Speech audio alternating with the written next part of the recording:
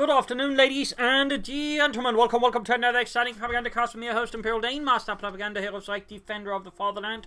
Off here to 1 vs 1 on Favorable Approach here, match from the Relic Full Balance Preview. Yes, indeed. We got here in the North QuickSilver fighting for the Soviet Union, Socialism, taking on the role here of the 5th Tank Corps, tasked with dealing with the fascists here under the command of Isildur, fighting for the Upper Command of West Germany, taking on the role here of the 10th Panzer Division. We're looking at shock rifle terror tactics and Lend-Lease tactics here with Scout Car T-34 and Scout Car Bulletins versus Isildur's Breakthrough, Special Operations, and Elite Armored with Looks and Infantry Bulletins.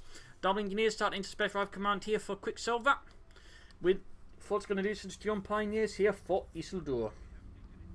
Will he go for the slightly nerfed penal troopers here? Or will there be other plans for QuickSilver here in the opening moments of the game? Could it be a sniper here? A sniper start versus Isildur to bleed out the fascists. And I've got hiccups. So a sniper start here from QuickSilver. An interesting choice versus the Upper Command of West. Then again, it might be in part just the nerfed Kugelwagen, which of course makes it harder for Isildur to just get a Kugelwagen and just beeline after the sniper. That could be one option there, one reasoning for QuickSilver to go for a sniper start. We'll have to see though what that might spring from that, but definitely less than usual. Either way though, there'll probably be some changes to the overall gameplay there from the balanced preview.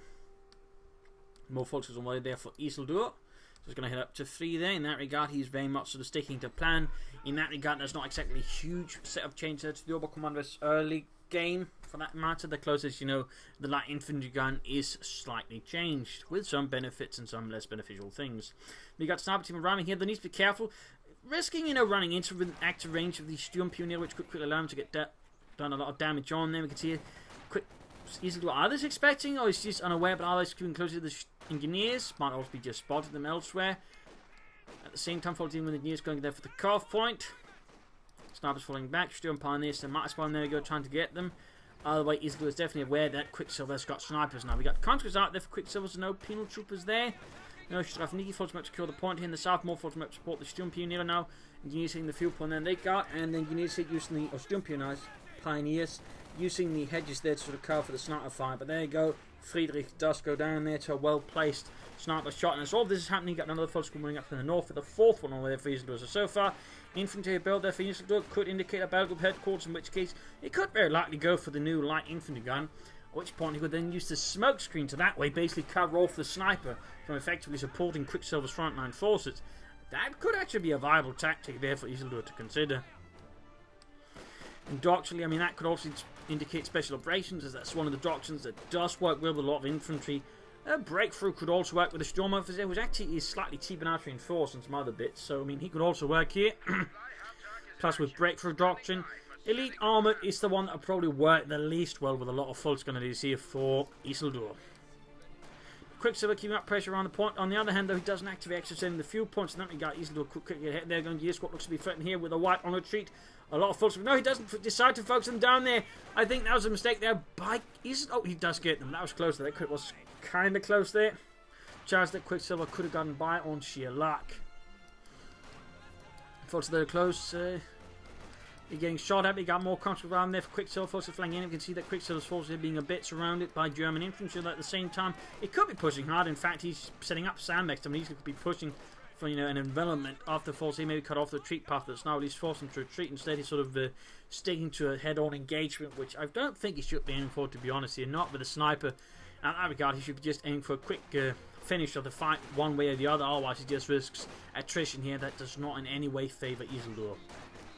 And he's also going for the Mechanized Regiment in a slight surprise there. Normally, again, if you go for heavy infantry, you're more likely to want to go for battle group headquarters, support it better, but for whatever reasons, Isildur opts here for the Mechanized Regiment. I'm guessing in this case it's because he just had such great control of the fuel, he thinks he can get away with the fast looks versus opponent. That's certainly also a viable option there as well. That's certainly also a viable option. They could also argue, again, heavy infantry build, go for the battle group headquarters, get the medics, and then push for panzers. But instead he's going for the lighter panzer. Contractors push back, but the Sturm Pioneers, again, the snipers providing a zone there of attrition that Isildur is going to find a bit hard there to push through with a single squad.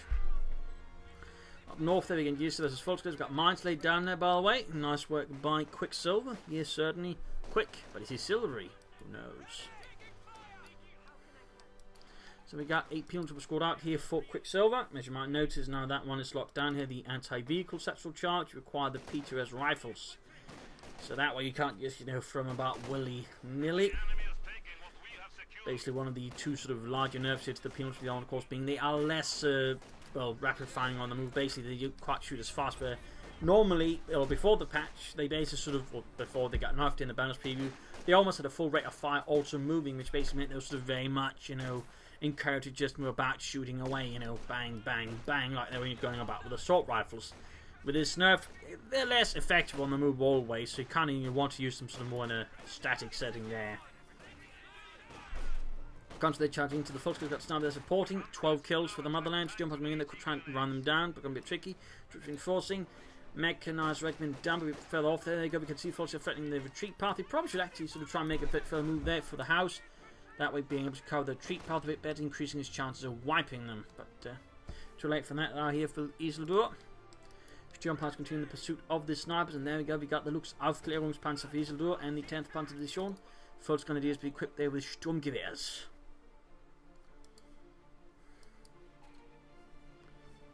Snipers, the largest survivor, did suffer a few scratches. The penal troops, on their hand, did not survive very well, and certainly suffered more than just a few scratches. Conscious firing away there, grabbing the fuel point there. Looks almost done there for Isildur. All of a sudden, to be a lot more aggressive here versus QuickSilver. Sturmpanzer is wiring off the cover, not a bad move, because he actually ends up retreating here because this situation with cover is not very good, and his conscious rolling low on health. So I think that was a very good decision. He should just finish the spark wire here. It looks like Isildur's kind of forgetting. Either way, we got the looks out here. Leichte Aufklärungspanzer. Volks versus conscript. Looks moving ahead there. And then go engage the conscripts, threatening to end their lives in the most pulping matter. Here we got Volks versus snipers. Snipers are certainly taking quite a few bursts there, leaving them already at half health. QuickSilver will probably have to consider falling back because he's just going to keep pursuing the Volkswagens, having a small chance there at some of the points to actually get at least one of the snipers killed, which will be 90 manpower gone. Oh, there we go, into tank grenade up. So QuickSilver, of course, is aware now of the new limitation and is quick to attack. Give us contra with an anti-tank grenades. Very good move. Then certainly also a lot more range than the anti-tank satchels. Very good move. And the Sturmpanzers are not easily within range. In fact, they're all the way down south. Probably benefit just to move up there to the looks pretty quickly, rather than prioritise getting the victory points. Since the faster you get back the looks, the faster you can just, you know, further control the map. Do a bit of tech up here. Yes, indeed. QuickSilver, they're going for the tank per tank command. Contra, they're doing some work here. I believe a flare trip mine has been laid down. But Petrov does die in the moments of triumph as a German bullet penetrates his skull. Possibly some other bits. But there he goes. Sturmpanzer is taking too many losses. Looks now to get all the way back to the base. And he's moving up here. The Schwere Wehrmacht Schlepper looks like going to be a battle group headquarters. Always something I generally find as a weak choice. But the Oberkommando is just going for a sort of heavy doppel early truck. Basically means you're not going to be able to take up very fast. And also means you give your opponent more time to bring up armor to counter you. So generally not what I'd recommend in like most situations. Unless you're like super dominant, but even then if you're that super dominant, you generally just want to push for medium tanks anyway. So, I mean, the mechanized regiment looks into battle group headquarters is always, I find, strategically weak and doesn't actually make an awful lot of sense, in a sense, because again, you're just conceding whatever strategic advantage you might be gaining from your light vehicles, to be honest. And of course, he has to remember he can't just rely on Collins anymore, which again was a lot of these players do. And usually, again, Collins like it's just crutches because strategically you're not very good. I mean, that's basically the situation that was, for example, back when Stugi spammed with all the rage. You know, they just spammed a lot of grenadiers, but they failed to support them. Unsurprisingly, that turned out to be strategically very weak, and then they just rely on Stugi to carry them way through here. And that's sort of the same thing with a lot of those Oberkommando West players. They go for your mechanized regiment into battle group headquarters. Turns out, strategically, that is pretty weak, but they then have to command Panthers, and then you carry their way through like a big pair of crutches. So in that regard, you know, the change to Collins will certainly do a lot here. We'll of course have to see if this is something that will be affecting Isildur, in which case we can certainly get a nice case study in why that's not longer going to be a very, very good idea at all. which I'm sure will please some people if it does go for it. I mean, obviously it could, you know, be a bit smarter than that. We'll have to see what ends up with these little forces. Almost being wiped here with the T-70, which arrives here adding some quite heavy pressure there to these little forces at the front line. Also, hang on. Cat wants to go out. Cat break.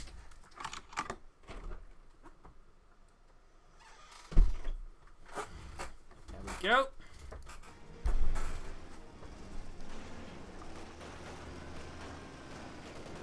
There we go. One hand grenade threatening the conscripts out of their cover.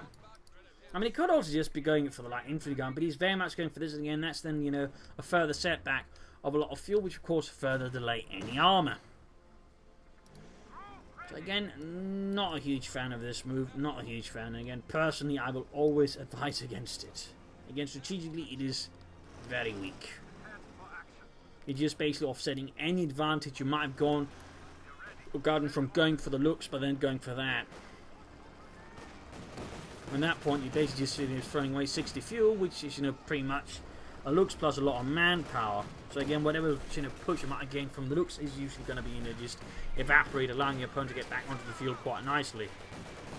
And it's got the T-70 deluxe, 45mm gun versus 2cm cannon. Fun fact: the previous to the T-7, the T-60 was known as a grave for two brothers. Even more fun fact: the Russians had a tendency of referring to tanks they did not like as a grave for ex-brothers. For example, the lead tank, which they also received some of from the Americans, they very much referred to as a grave for 5 brothers. I think it was 5, it might have been 4. Either way, it was pretty much a grave as far as they were concerned. The South there, folks, versus conscripts. Got more penalties here for QuickSilver, so that way add further pressure to Isildur. Moving up and getting the forces up close. I mean, they're not exactly performing poorly, but at the same time, they're not quite as dominating as hard as they used to. So there's probably sort of a good chance that they're sort of more in a good spot like they're supposed to be. Second penalty was scored out here. Nothing further in terms of vehicles for QuickSilver.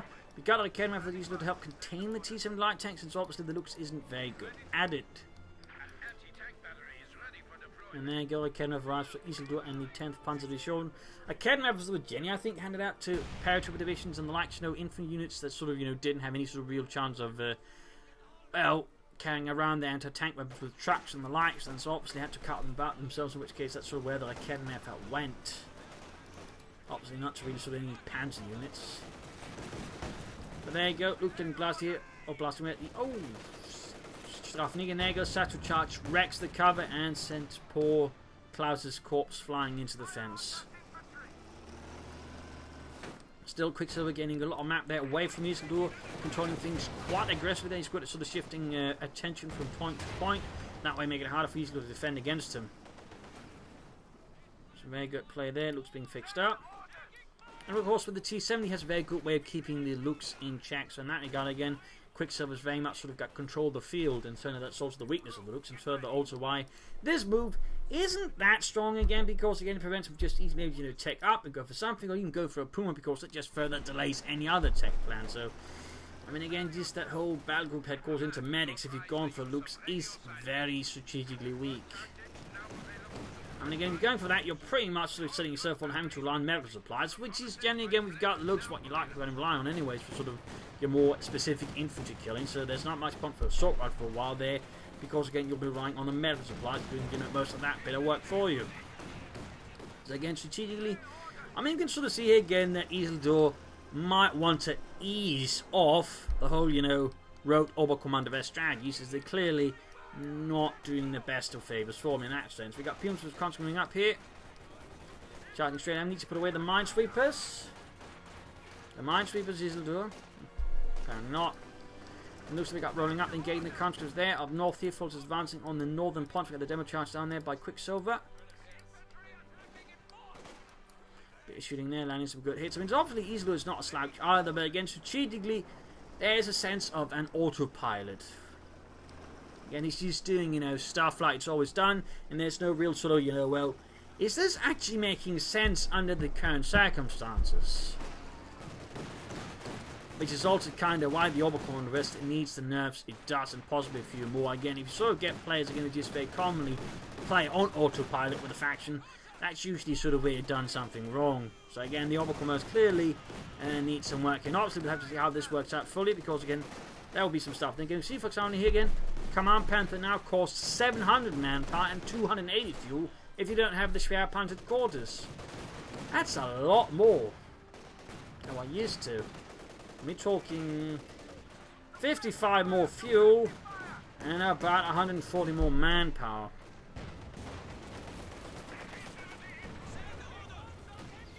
So I mean, that's all of a sudden a lot more resources. You just have to put on standby to call it in particular 700 manpower. I mean, that's almost an entire race just to be able to call in the Command Panther. So I mean, if he's really planning on that, it's not going to be frightfully efficient. But again, it very much seems like it is. And again, previously that meant, you know, it'd be kind of working out, because again, it was reasonably efficient. Again, all of a sudden, thanks to the price premium, it's a lot less efficient. So again, it's, you know, not something you should actually be aiming for. It should be more like, you know, a backup option. You're going to use it not because it's the right move, but because it's your only move. But right now, Isildur is not in that kind of situation. So he's in fact making what we can easily now say is a poor strategic move. Because again, he's just forgoing more efficient options to go for the one he knows. Again, he's not thinking very hard about it. And again, this is why this is being introduced, because it's going to force players to have to think a bit more about these things. Which certainly makes things a bit more fun for me to comment on the long run, right? Just, you know, well, he's going for Command Panthers like every other Overcommanders player does, who doesn't really care to think. Again, tactically he's quite astute, but again, strategically Isildur clearly has problems, and that's also where I think, you know, that a lot of work needs to be done with a lot of players. And again, we've been talking high-ranking players. But we got a T-34 from 6 on the way for QuickSilver. And again, Isildur has quite some time off there from a Command Panther, even remotely. Obviously, gone for this, he'd be closer to it in reality, but again, he could also have been closer to, say, a Panther 4 or a Yak Panther, then, you know, contest the T-34. And even the T-70. Right, T-34 they're arriving, and we should be able to, there we go, see sort of the new visual change there. Well, new visual addition, it's not like changes, it's just, you have like a 50% chance it'll arrive like this with extra fuel cans and drums. Which sort of makes it actually look like a T-3045 if you're sort of not quite paying attention, just paying attention to the silhouette and not the turret. But yeah, a nice little addition there, nice little addition. Sadly, I don't think they had it for any of the other tanks in the game, otherwise that'd be really neat. And obviously it'd be too much expecting to, you know, overhaul all tanks to do that, but you know, it's the sort of stuff I like. Model variation, it just sort of makes things look a bit more live and a bit, you know, less, well, blobby. Anyways, Fultz under fire from the T-34 from 6 at the road onto the battlefield there, threatening the Fultz Grenadiers, and of course right here, he's going to have to rely on more Kevin. He has to deal with the T-34, which of course means he's forced into more of a reactive pattern, where he has to sort of just bunch them up and hoping he catches his opponent's tank with them. In this case, QuickSilver could push into his opponent's base, but does not, which does mean Isildur's tank is safe, but of course he might be worried about Kednev and getting immobilized and then destroyed inside his opponent's tank, maybe in, you know, inside opponent's base, maybe in having it abandoned. So obviously it makes sense that the QuickSilver's not just blitzing in. Sniped by the vets in the field ready, 37 kills there for the motherland. Grabbing the northern victory point, we got an injury for the right there for Isildur's forces to contain the enemy. In the south, the troops advancing as well. And T-34 taking hits from the Kednova. Hey, Sergey! Yes, is it a good idea to have all these fuel tanks on tanks still? What if they get hit? Don't worry, they're empty, I think. Oh, good. Fun fact, they weren't always empty, and occasionally would burst into flames in the actual war, which basically meant the tank was in a lot of trouble. Usually, of course, it caught onto the engine. If the engine catches on fire, that's pretty bad. It's kind of why, you know, everybody used Molotovs, because it turns out Molotovs are pretty damn effective as tanks if they hit the engine block. In fact, the Germans went a step further than Molotovs. Occasionally, in fact, they just grabbed a smoke grenade and a fuel canister and just lobbed that onto the tank. Fun fact there. Decent ring in there. Penals from the 5. We got PTS rifles up for them. There you go, quick, getting some hits there on the looks. We've got Frontkos planking in against them, since now the PTS wielding penal troops are more vulnerable to infantry. Steel Empires fighting heavily over the point, and at the same time the looks can't support, so in that regard the T-70 is in a decent spot there versus Isildur into the course. There's the Kednov to keep track of, and there you go, T-34 engaged here, up close and aggressive. Frontkos pushing up with them, T-34 in the south. We got Frontkos advancing here, we got conscript going territory as well. QuickSilver can actually soon go for another T-34. He could also go for a docking. I mean, hell, he could, in theory, if he wanted to, try and begin setting up for the IS-2, which of course now been given a fragmentation round. But it seems like QuickSilver so far not thinking about that. Of course, that would require him to the resources to the side, but, you know, he still wouldn't have to be setting as many aside as Isildur has. In theory, if he does it correctly, he would technically end up with an IS-2 closely to following up on Isildur's command panther. He could also just go for terror tactics, or he could go for Lend-Lease, in which case the M4C Sherman now requires tech as well, but he already has it, so he can just build it there. In fact, you have to build it now, I can't call it anymore.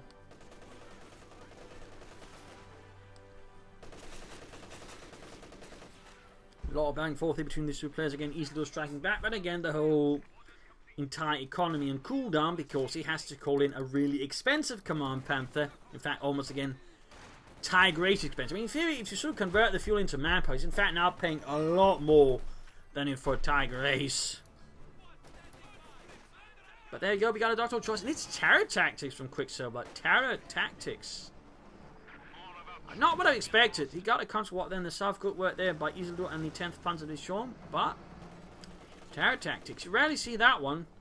Also to note here, howitzers now also cost less manpower both for the Germans and the Soviets, but they cost fuel now as well. And that way you sort of have more incentive to try and build howitzers, I suppose, because you don't have to put aside 600 manpower, which is a lot of manpower. We'll have to see what QuickSilver does for this doctrine. Isildur is very close to the command panther again. He's almost got now 300 fuel. He's almost got the 700 manpower. We got the T-34 going in here, taking hits from the Kednev. The looks though takes a shot there, gaining veteran 3. T-34 down to half health. Bit of awkward pathing there. Getting a bit lucky, I think, and not North 37 versus Kyumpun here. Need to retreat those poor saps before they get annihilated. And up here in the centre, Fulton's rushing the T-34, but looks like he realises that's a pretty bad idea. But there you go, we got the Command Panther out for Isildur again. 700 manpower and 280 fuel. He's one expensive Panther.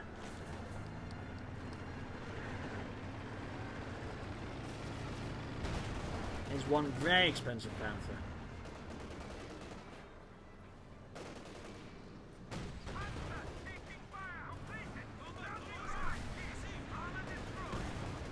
I mean, hell, it costs almost as much as a King Tiger to call him.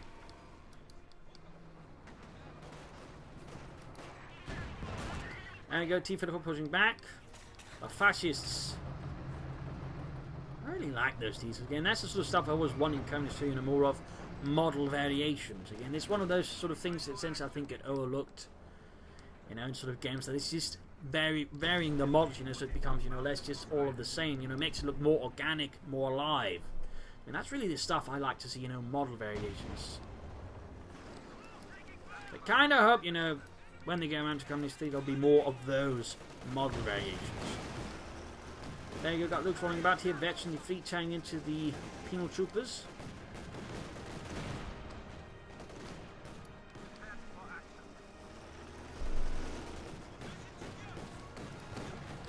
T-34 rolling down there. Pumes was the Command Panther. Not really a fight. I think the Pumes have a good chance of winning there, but the Panther rolls back. Noting by both a mine the road here to prevent any rushes down there. T-34 up north pushing back German troops. We can see that Isildur struggling a bit, sort of push ahead against QuickSilver here. He is stalling a bit. There you go, the lands a good hit on the T-34's like Kednaffer.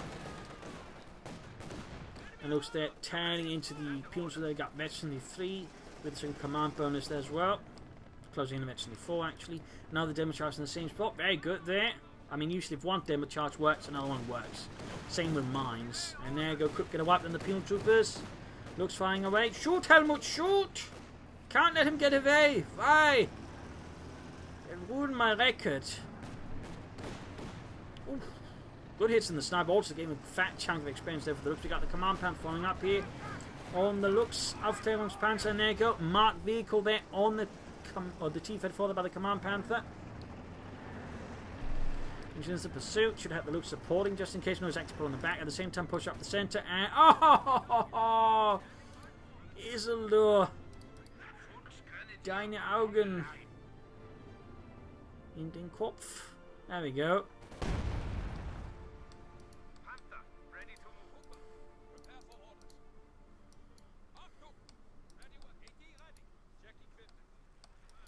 Field gun out to the Sis-3 for QuickSilver. T-54 being repaired. T-74 has, of course, now gone up in flames. Torn apart by German anti-tank fire. And there we go, Veteran 4. Coming up for increased line of sight and range on the main gun there. Command Panther bringing up this auto slow down the rations. Sniper shoots at the looks. As it turns out, that's pretty ineffective.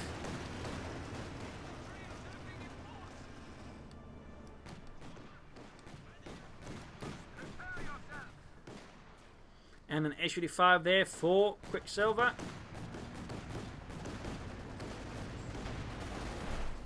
Panther versus field gun. That's a pretty one-sided out there. And the Panther's forced to fall back. Looks though obliterating the Puma troopers there. Closing H-85 very fast. Opening up left for suppressive fire. Damaging the Command Panther. Bit of bad news there for Isildur. It's going to take a bit of while to get it fixed up. We've got repair pioneers up to expedite that. And the South T-54 the damaged engine. H-85 halfway down there for QuickSilver. And the 5th Tank Corps. Forwards advancing up through the centre. Shots fired. Fun fact about the Panther, the Fuhrer actually asked for a diesel engine on the Panther, but the German industry managed to convince him to go for a petrol engine, despite, you know, the diesel engine would have been a lot more fuel efficient, which would have long term been a lot better for the Germans, obviously, but short term goals won out there as a fun one.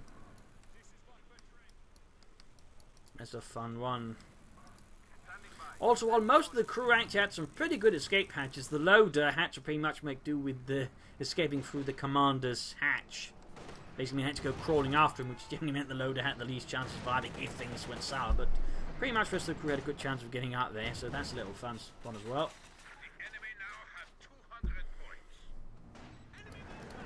Panther getting moving again. Snipers there taking hits from the MD-34. And there goes your fire engaging here the Command Panther. The Kenrup setting up there, landing a good hit. Pumas will try and change to the MD-34. Steel pipes as well there. Panther goes straight for got Mark Lee, but there go. We got field gun flying back there. Can he get it? Can he get it? Taking a lot of damage to the Command Panther. Pulls back though, pulls back. Shot bounces. There we go. We got a bombing strike trying to catch, I think, here the Panther with bombs and get some machine gun crew members instead, but not quite a full wipe. Pumas though almost bit the dust. But they did make it by the looks of it. And there you go, T-54 going in there. Quickly gunning down the remaining machine gun crew members there with its own machine guns. Almost getting the entire lot up here. Looks like gaining Veteran 5 can now suppress units if need be. And T-54 moving up for the centre of the Command Panther. About to deal with the T-54 gaining Veterans who won there in the process. There you go, Kenrup hits as well on the T-54 gaining Veterans who 2 there. And falling back. Isildur wants to go back into the defensive versus QuickSilver again. He can't easily up to support his Command Panther because, again, it's just so more expensive. So, again, it also means it's going to be hard for him to just tag up to bring up medium tank support. He could go for Pumas, which I suppose could be helpful here, but overall, I think long term Isildur would just benefit from going for a Schwer Panzer quarters here versus QuickSilver, so that way gain something more threatening to the T-34's long term, and for that matter, the H-85. I mean, the H-85 is going to have a pretty easy time with the Pumas. Bolton moving up here, trying to sweep through the flanks, maybe catch some units, but doesn't quite work out there for Isildur. And looks moving straight up the centre, but it probably shouldn't. I mean, it's not a medium tank, it's a light tank. In fact, it's a reconnaissance tank. So it's definitely not an assault tank yet. Right there, Isildur tree as well, except flanking with the Panther. So he's got access to the northern resource, but QuickSilver's got control of a lot of the rest of the map there. He is behind on victory points compared to Isildur. That's a bit of worry there for QuickSilver and the 5th Tank Corps. Looks needing some hits there, 34 kills, not 35. We're not quite yet there. Troops in and reinforcing. Stukassufus, which has also seen some changes. I think it's less accurate in some ways, and I think also has less health. Might be some other changes there. Alawi has gone for it. The Stukassufus, oh, it's all become cheaper actually. Used to cost 100 fuel, but now costs only 85 fuel. So it's sort of been, I suppose, in some ways standardized for some of the other rocket artillery, which actually costs around 85 fuel as well. But the Stukassufus was sort of a unique artillery vehicle that was pretty much only part of a Panzer Division's Panzer Pioneer Battalion, part of the Heavy Weapons Company. They're also part of a Panzer Brigade's Heavy Weapons Company, which only pretty much had the Stukassufus and mortar half-tracks to count on as artillery. So that's pretty much where the Stukas of Fus belonged, as a fun fact. Pulling straight to the T-34 up north here. Looks blasting away. Field gun an good hit than the Panther. Let's get some hits off on the T-34 there. Should the Cavalry getting head on in this case, so he's making some rather awkward movements. There we go, T-34's going to go down. They might get some extra damage now. Not in time. T-34 left a burning hulk of steel and aluminum. Up north here, T-34 number 2 going in here. Could get the Stukas of Fus, need to quickly cut off there. T-34 shoots, misses, needs to get the Command Panther in. There he goes, shoots, looks far away. T-34 misses the Stukas of Fus again. Needs to try and get the T-34 out there before it's too late, but there you go, gets a good hit in the rear armour of the Command Panther. Pimps moving in, like Kevin Lancer hit there. Oh dear, QuickSilver's going to throw in the T-34 here. He gets the Command Panther though, he gets it. You certainly don't underestimate a T-34 there. Isildur needs to work in his Command Panther handling, but again, we can sort of see the issue here. So again, he's playing. Again, now he has lost it. It's going to be really difficult for him to replace it, in particular after he went for the Stukas of Fus. Got a barracks here, one of the newer ones. As you might notice, it has a lot more scatter. It has a lot more scatter, so it's less of an actual creeping barrage, to be honest. It's more like a regular barrage, which actually in some ways made it more efficient. In fact, the creeping barrage actually required more skill because you had to aim it properly. I mean, obviously some players complain, apparently, you know, like it just kill their stuff, but the answer may be you just don't line up your stuff. Because I can tell a lot of players was once, you know, were terrible with it because you just had to scout units a bit, and the Stukas of Fus wasn't effective. But now it actually has the potential to be more efficient because now you can't predict where the rockets are going to land. You know, they can actually make up for not being very good with artillery. That's a bit of the irony there. The Stukas of Fus might now actually be better than it used to be. All because some people apparently insist on lining everything up to make it easy for the enemy.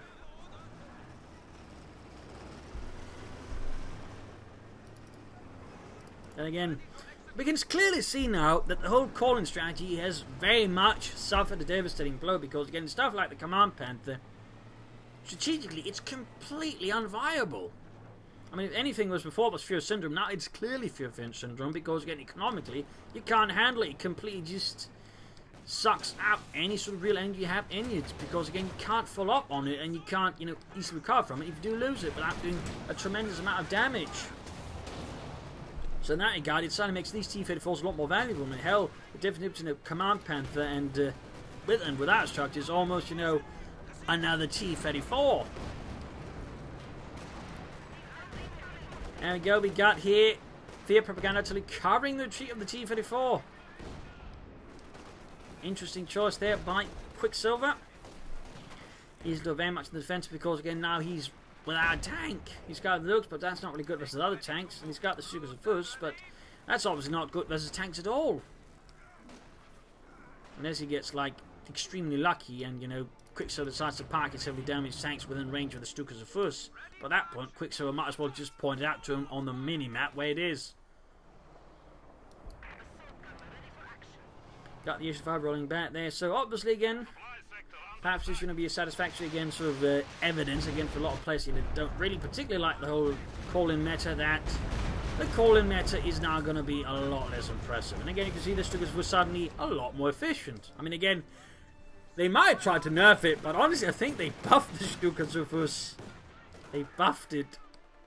Kind of wish they'd do the same with the Elephant. To decrease the performance of the Elephant Tank Destroyer, we're going to add some AoE to it. Sure thing, boss. Sure thing. Also give its hull machine gun suppression.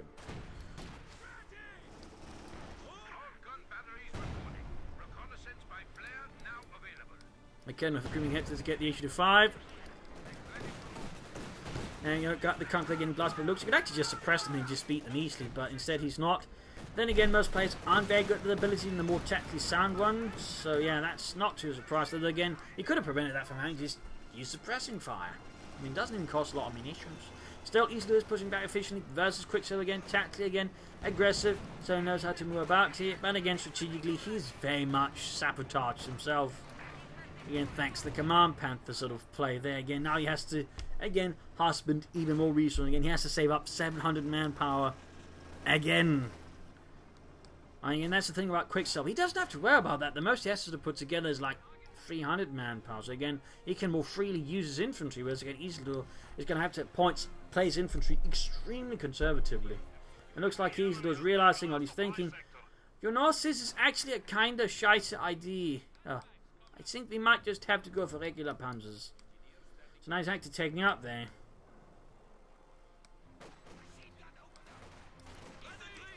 And of course, the trick is where he's going to set it up.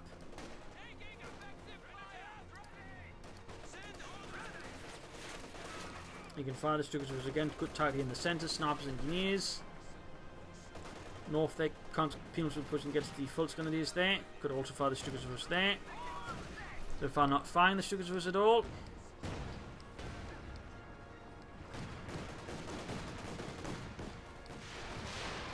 Another barrage there of 6 rockets.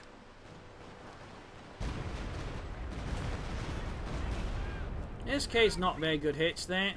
Blind fire, still overall not a very efficient stretch. Oh, the snipers caught here, QuickSilver snipers. Almost executed there by angry Germans. As you fire in the end, is very close to death there. I mean, the Kedmers there lined up, there you go. Completely kaput.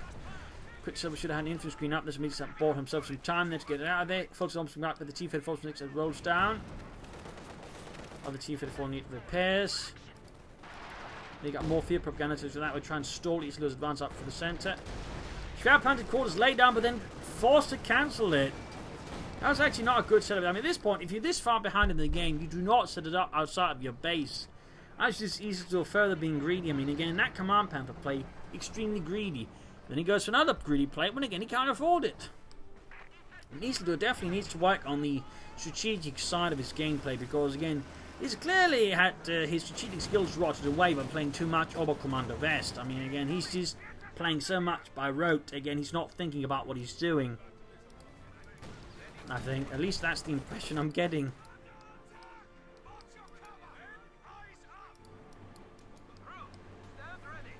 And again, it's always what I generally, don't go so much in specific build orders. What I'm trying to teach is just general strategies, where you sort of have some ideas where you want to go for, and then you sort of, have the ability to react how it's going, again, trying to still fit in with the strategy. And so far, the Isildur's strategy has been incredibly inflexible, because again, it's just been fully reliant on just getting out of looks.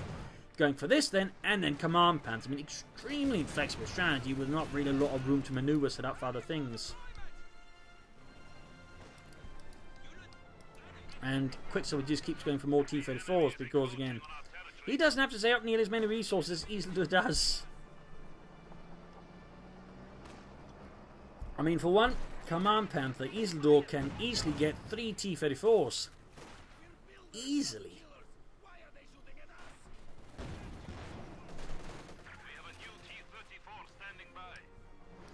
There you go, another T-34 out there for QuickSilver and the 5th Tank Corps. I mean, Isildur's doing a lot of damage. Again, victory point wise, he was able to push QuickSilver far down, so it's not again Isildur's doing complete, bollocks up fight, Again, I'm sure there'll be something, worst match ever. I got eye cancer, or something like that. There always is something like that, but he's getting past the looks. But still, I mean, it's not like Isildur's complete pillar. Again, the issue is just, the overall overarching issue with a lot of the Oberkommanders play, again, it's just so formulaic. A lot of players who keep playing the Oberkommanders just lose the ability to think very sensibly strategically. Because, again, they always got the, command panther crutch. Which is always why I'm just really opposed to stuff like that, because, again, crutches do not lead to good gameplay, nor do they lead to good players. Again, in fact, they lead to worse players. Because, again, they stop having to think for themselves. Mine going off there. T-34s are leading a big assault there. Into Isildur's base. A nice base right there. Got the Stukas to 9. Isildur has his only source of artillery there. Lost the T-34, but not his veteran one. I mean, it could still go for the light infantry gun, by the way, which has also been made cheaper by the looks of it. Only 280 manpower now, so it's actually only slightly more expensive than a regular mortar now. Of course, it also has less range than it used to, but of course, there's smoke now. Engineers wiped, and we got more field propaganda to that to try and control here Isildur's forces. There you go. And the looks goes down, and with that, Isildur's pretty much got no vehicles or armor left. He has bled out a lot of QuickSilver's infantry, so there might be a chance for Isildur to prevail through sheer infantry force, but again, strategically, he has left himself in a pretty tough pickle. And QuickSilver just goes for down the T-34 because, again, QuickSilver tanked. Again, losing a tank at this stage is not even anything remotely resembling a problem. As you can easily just get another one. And again, Isildur even now struggles to replace his losses because again he has to save up 700 manpower. So now again just the whole trying to rely on call-ins just now presents several bigger challenges, which just makes it just again pretty much just, you know, desperate play, you know. When it's your only want to go for it, you should not go for it as your first choice. I mean, if you're going for a calling unit now like that as your first choice, you will be making a pretty big mistake. I mean, again, he's still got a chance. I mean, again, it is a command panther. His opponent's had damn T-34s. He still has infantry, he still has machine guns, but I mean, the problem is whatever lead Isildur has had, again, he had a big lead, has just been completely blown away, and the fight is a lot more close now. So again, there's a much higher percentage just Isildur losing because again, strategically, I mean, he didn't do very well. Again, tactically, again, good, but you know, ultimately, if you're tactically amazing, but strategically you're about, you know, not very good, and the opponent's got more sense strategically and just, you know, can't quite follow up tactically, you has a better chance of beating you because strategically he can outwit you, or just, you know, not economically stab himself in the gut.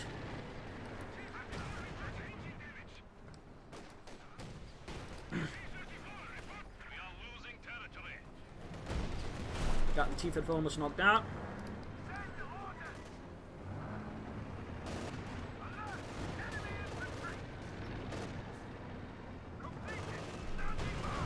Down for the T-34, he's exposing his Panther's rear armor. He's leaving it with no real exit strategy. Not the best play there. And there you go, T-34 quickly blocking off the retreat path of the Command Panther, and he's going to lose it. T-34 again, eventually free by the way, which makes it even more lethal. And there you go, Panther goes down. So second Command Panther again. Really expensive to get to. Didn't even last this long this time around because again, Isildur is increasingly desperate to then get any kind of effect on it. So again, we can sort of see there's a further disadvantage of it because again, if you then have to go for a second one, you're then just even more desperate to get some value out of it. You're just so desperate, you then make even worse trades off with it, meaning it actually ends up being even less worth it. So it actually becomes quickly a pretty vicious circle here with the call-ins, now with the price premium on if you don't have the proper support for it. In this regard, this is quickly, I think, turning out to be a pretty damn good change. A pretty damn good change, and could very well, you know, make call-in metas a thing of the past, or at least, you know, again, not something as, you know, quite dominant. Again, more just, you know, you only go for it if you're absolutely, utterly desperate, rather than just, you know, being, you know, a pretty sensible option because you're not going to get punished for it. Which, you know, has essentially always been the issue. You just never really got seriously punished for relying on a call-ins too much compared to an opponent teched up, you know, who usually in some way, in fact, very early on in the game stage, and again, you'd in fact be punished for taking up and not just relying on call-ins. So, you know, the game has come rather a long way, but hopefully with the full balanced preview, the whole call-in meta will finally be resigned to the history books. He's catching the T-34, trying to go out point here. Good move by Isildur. Again, tactically, he's aggressive, he's astute. Almost got the T-34. In this case, he's positioned that Academy pretty terribly. That was even his veteran fire Academy. He just pushed in the better, he could have gotten that ace T-34 from the 6. Also note the ace in this case is the one with all the extra kit on it, extra fuel drums and cans.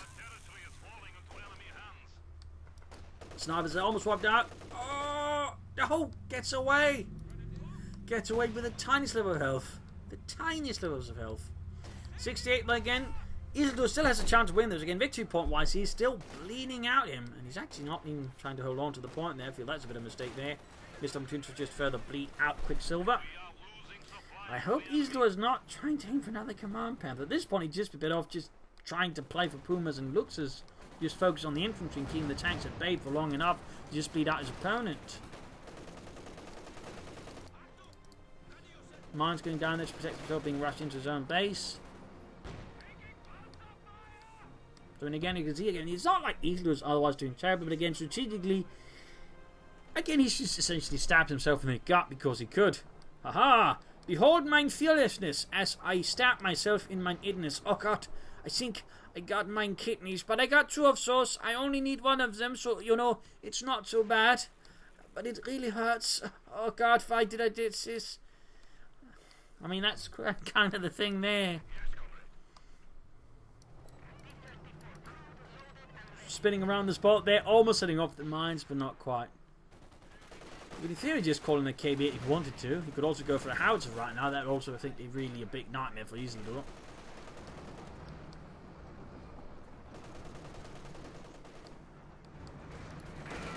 If they're grabbing here from the south, sets off the mine. Good work though, he's got mining off the flanks. Jump on here. Still need to put away the minesweeper and dealing with infantry. You remember you got the put away minesweeper button for that. Issuing the demon engineers need to get like Kenrevs up there, and in the north we got T-34 Marine grabbing the fuel pump as well. We got 56 points left here for QuickSilver. 56. I came with that's a good hit on the T-34. We got Fear Propaganda to the online Kenrevs and Magian, and the MD-34 here. Really the only spot I can imagine calling in on, and there we go.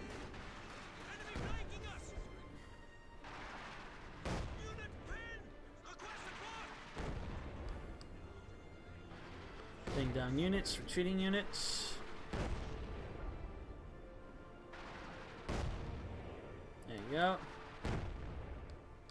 Send it all scurrying back to his base. He's hasty for functioning repairs, and we got the KV-8 flame tank out here for Isildur. He's got all 3 victory points. I think Isildur's actually trying to call in a 3rd panther. I mean, he's really at the, you know, brink of either victory or defeat, and he decides just, you know, husband all his resources for a 3rd panther. And really, that's just more than anything a sign, you know, he's addicted to the crutch there, he needs to just decrutch himself. I think that's it, you know, even when you're this close to losing, yet you're still just relying on the call-ins. That's clearly a sign you've got an addiction, and you need to seek professional help.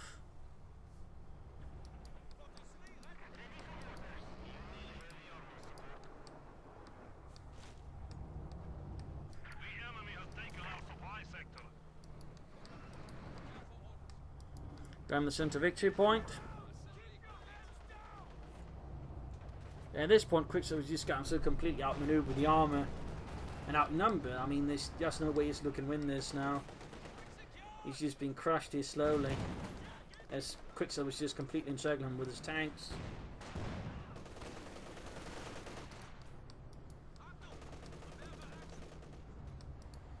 But at the same time, would help QuickSilver didn't just, you know, play around with his tanks like, you know, that's silly. But there you go, GG. Isildur surrenders. Game over here, highlighting some of the new changes to the game again. Penalty was still good, but not apparently good. T-34s look cooler now, occasionally.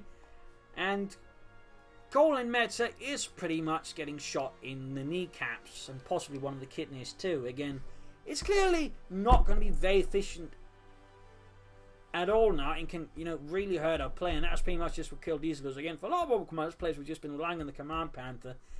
They need to get their stuff together. They need to get it together fast, otherwise they're going to get completely steamrolled by the time this patch rolls out in fall. So they need to get their stuff together there. They need to get it together.